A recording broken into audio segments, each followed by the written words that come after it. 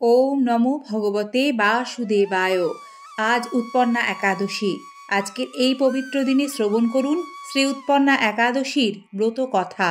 অর্জুন বললেন, হে দেব, অগ্রহায়ণে পুণ্যপ্রদায়ী কৃষ্ণপক্ষের একাদশীকে কেন উৎপন্না বলা হয় এবং কি জন্যই বা এই একাদশী পরম পবিত্র ও দেবতাদেরও প্রিয় তা জানতে ইচ্ছা করি। আপনি কৃপা করে আমাকে তা বলুন। শ্রী ভগবান বললেন, হে পৃথাপুত্র, পূর্বে সত্যযুগে মূঢ় নামে এক দানব ছিল। অদ্ভুত আকৃতি বিশিষ্ট সেই দানবের স্বভাব ছিল অত্যন্ত কোপন। সে দেবতাদেরও ভীতিপ্রদ ছিল। যুদ্ধে দেবতাদের এমনকি স্বর্গরাজ ইন্দ্রকে পর্যন্ত পরাজিত করে স্বর্গ থেকে সে বিতাড়িত করেছিল। এইভাবে দেবতারা পৃথিবীতে বিচরণ করতে বাধ্য হয়েছিল। তখন দেবতারা মহাদেবের কাছে গিয়ে নিজেদের সমস্ত দুঃখ সবিস্তারে জানালেন। শুনে মহাদেব বললেন, হে দেবরাজ, যেখানে শরণাগত বৎসল জগন্নাথ গরুধ্বজ বিরাজ করছেন, তোমরা সেখানে যাও। তিনি আশ্রিতদের পরিত্রাণকারী, তিনি নিশ্চয়ই তোমাদের মঙ্গল বিধান করবেন। দেবাদিদেবের কথা মতো দেবরাজ ইন্দ্র দেবতাদের নিয়ে ক্ষীর সমুদ্রের তীরে গমন করলেন। জলে শায়িত শ্রী বিষ্ণুকে দর্শন করে দেবতারা হাত জোর করে তাঁর স্তব করতে লাগলেন। স্তুতির মাধ্যমে নিজ নিজ দৈন্য ও দুঃখের কথা তারা ভগবানকে জানালেন। ইন্দ্রের কথা শুনে ভগবান নারায়ণ বললেন, হে ইন্দ্র, সে মূঢ় দানব কীরকম, সে কেমন শক্তিশালী তা আমায় বলো। ইন্দ্র বললেন, হে ভগবান, প্রাচীনকালে ব্রহ্মবংশে তালজঙ্ঘা নামে এক অতি পরাক্রমী অসুর ছিল। তারই পুত্র সেই মূঢ় অত্যন্ত বলশালী, ভীষণ উৎকট ও দেবতাদেরও ভয় উৎপাদনকারী। সে চন্দ্রাবতী নামে এক পুরীতে বাস করে। স্বর্গ থেকে আমাদের বিতাড়িত করে তার স্বজাতি কাউকে রাজা, কাউকে অন্যান্য দিকপাল রূপে প্রতিষ্ঠিত করে এখন সে দেবলোক সম্পূর্ণ অধিকার করেছে। তার প্রবল প্রতাপে আজ আমরা পৃথিবীতে বিচরণ করছি। ইন্দ্রের কথা শুনে ভগবান দেবদ্রোহীদের প্রতি অত্যন্ত ক্রোধান্বিত হলেন। তিনি দেবতাদের সঙ্গে চন্দ্রাবতী পুরীতে গেলেন। সেই দৈত্যরাজ শ্রী নারায়ণকে দর্শন করে পুনঃ পুনঃ গর্জন করতে লাগল। দেবতা ও অসুরের মধ্যে তুমুল যুদ্ধ শুরু হয়ে গেল। তখন যুদ্ধক্ষেত্রে শ্রী নারায়ণকে একা দেখে সেই দানব তাকে দাঁড়াও দাঁড়াও বলতে লাগলো। শ্রী ভগবানও ক্রোধে গর্জন করে বললেন, রে দুরাচার দানব, আমার বাহুবল দেখ। এই বলে অসুরপক্ষীয় সমস্ত যোদ্ধাদের দিব্য বাণের আঘাতে নিহত করতে লাগলেন। তখন তারা প্রাণ ভয়ে নানা দিকে পালাতে লাগলো।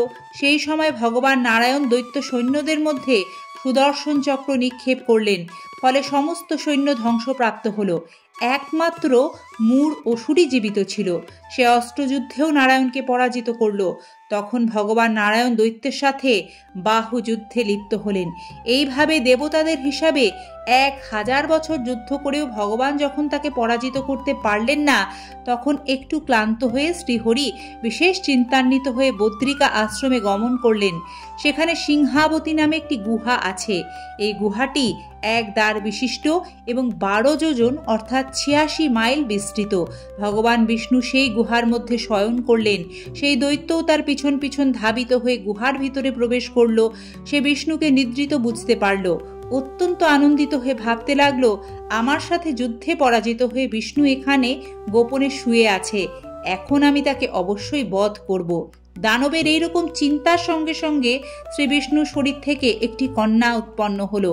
এই কন্যাই উৎপন্না একাদশী। তিনি রূপবতী, সৌভাগ্যশালিনী, দিব্য অস্ত্র শস্ত্র ধারিণী ও বিষ্ণু তেজ সম্ভূতা বলে মহাপরাক্রমশালী ছিলেন। দৈত্যরাজ সেই স্ত্রীরূপী দেবীর সাথে তুমুল যুদ্ধ শুরু করল। কিছুকাল যুদ্ধের পর দেবীর দিব্য তেজে অসুর ভস্মীভূত হয়ে গেল। তারপর শ্রী বিষ্ণু জেগে উঠে সেই ভস্মীভূত দানবকে দেখে বিস্মিত হলেন। এক দিব্য কন্যাকে তার পাশে হাত জোর করে দাঁড়িয়ে থাকতে দেখলেন। শ্রী বিষ্ণু বললেন, হে মহাপরাক্রান্ত উগ্রমূর্তি, এই মূঢ় দানবকে কে বধ করল? যিনি একে হত্যা করেছে তিনি নিশ্চয়ই প্রশংসনীয় কর্ম করেছে। সেই কন্যা বললেন, হে প্রভু, আমি আপনার শরীর থেকে উৎপন্ন হয়েছি।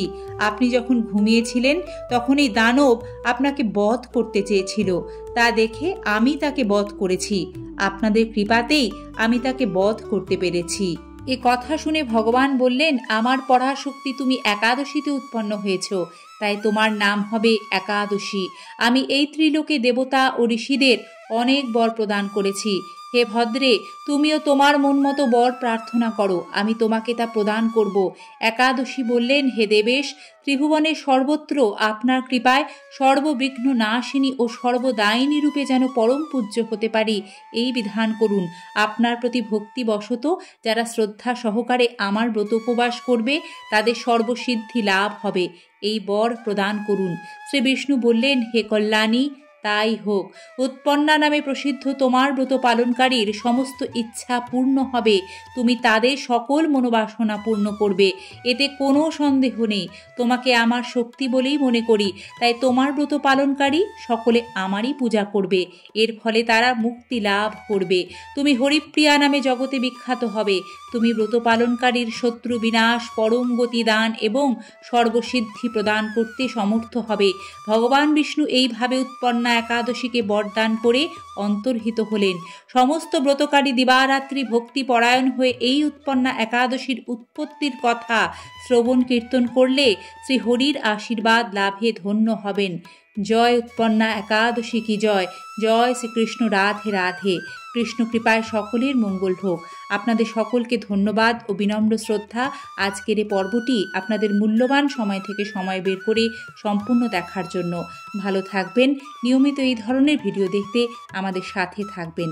আজ তবে অনুমতি দিন, দেখা হবে আবারও নতুন কোনো সনাতনী বার্তার সাথে আগামী পর্বে।